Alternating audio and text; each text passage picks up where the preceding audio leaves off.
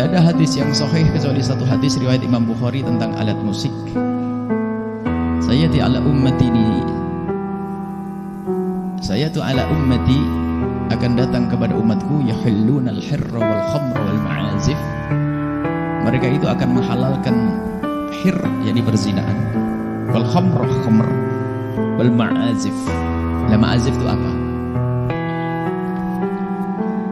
Jadi ada suatu ketika pada zaman akhir ini ada orang menghalalkan perzinahan. Kalau orang menghalalkan perzinahan hukumnya kafir.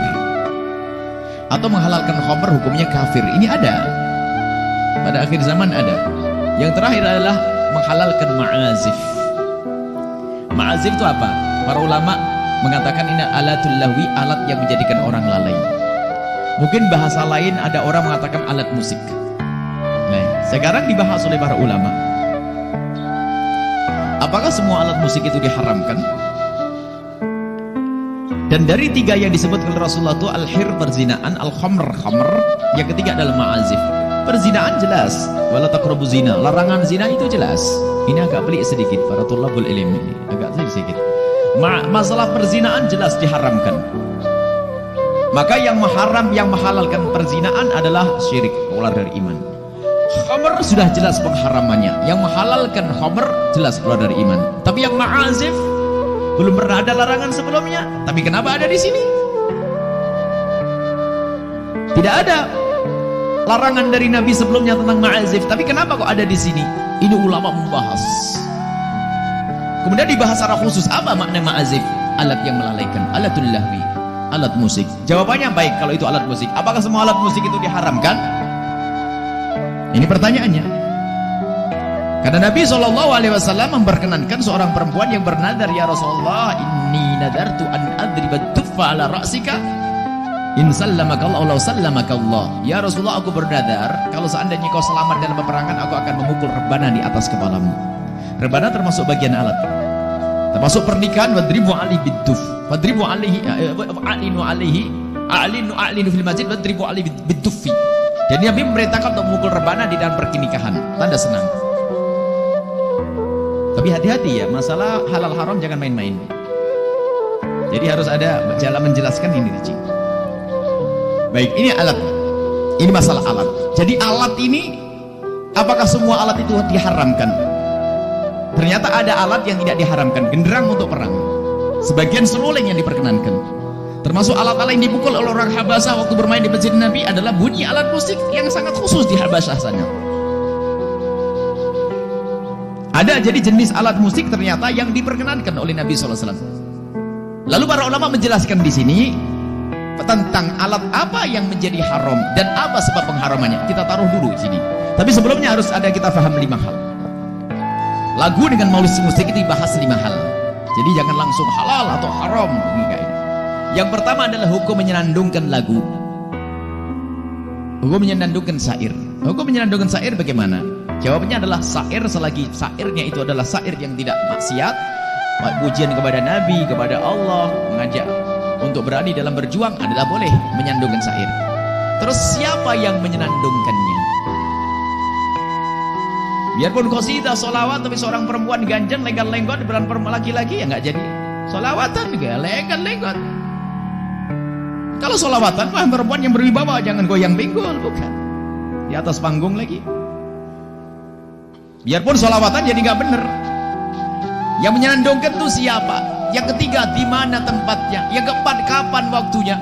Ini dibahas rinci para ulama. Jadi jangan langsung halal haram, dirinci.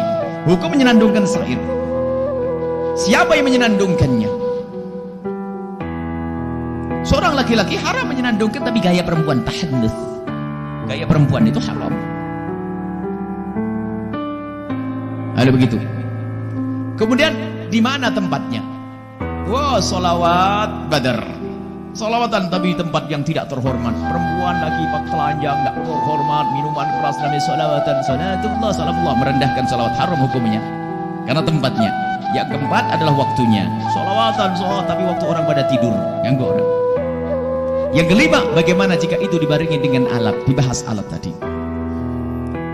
Dan para ulama mengatakan bahasanya disebutkan khamr zina ini jelas haram, kemudian dihalalkan. Yang menghalalkan, kemudian orang yang menghalalkan keluar dari iman.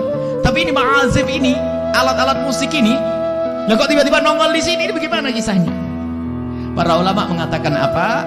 Yang diharamkan di sini adalah kenapa kok alat musik disebut di sini? Karena umumnya kalau seorang pezina lalu minum minuman keras, biasanya di tempat itu diiringi dengan alat musik, makanya langsung disebut di situ. Makanya para ulama menjadikan yang pasti jelas haram adalah alat musik yang menjadi ta'bul fusak, menjadi kebiasaan mereka.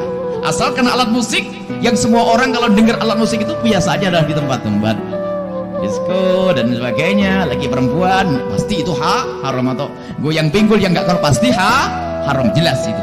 Tapi semua jenis alat, apakah batu dikumpulin tok tek, kentongan klotak, tapi kalau tidak mengarah kepada pekerjaan yang fasik, tidak bisa dikatakan haram. Coba, ada kentongan waktu ronda, apa tuh, kobrok ya. Kalau Jawa Timur ronda, kentongan yang bunyi dundang, itu bukan gitar, bukan organ juga, tapi bambu yang bersuara, sehingga mengeluarkan suara yang indah. Kadang-kadang indah itu suaranya. Itu bukan rebana juga. Apakah kentongan haram? Kecuali kentongan yang memang dibuat kentongan jenis tertentu, biasanya apa? Dibunyikan untuk sambil berzina dan minuman keras, maka jadi haram. Maka alat musik yang mutlak diharamkan adalah alat musik yang menjadi ta'bul fusak, yang menjadi kebiasaannya orang fasik.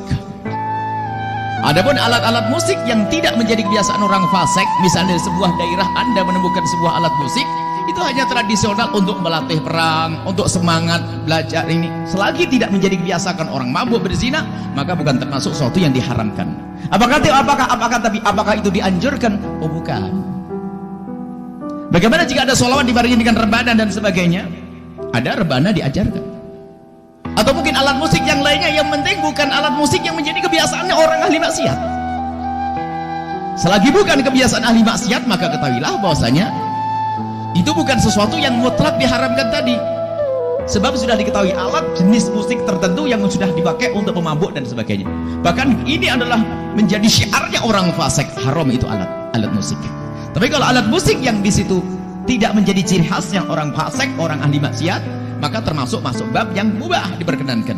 Kalau dibarengi dengan satu syair-syair yang baik, maka bukan sesuatu yang terlarang, asalkan memenuhi syarat yang 5 tadi. Akan tapi apakah itu dianjurkan? Apakah dianjurkan? Oh, mendengar hal-hal yang semacam itu bukan sesuatu yang dianjurkan, karena bisa menjadikan kita lupa. Kalau melupakan kewajiban menjadi haram. Jadi ada marhalah irsyad, fatwa itu halal haram.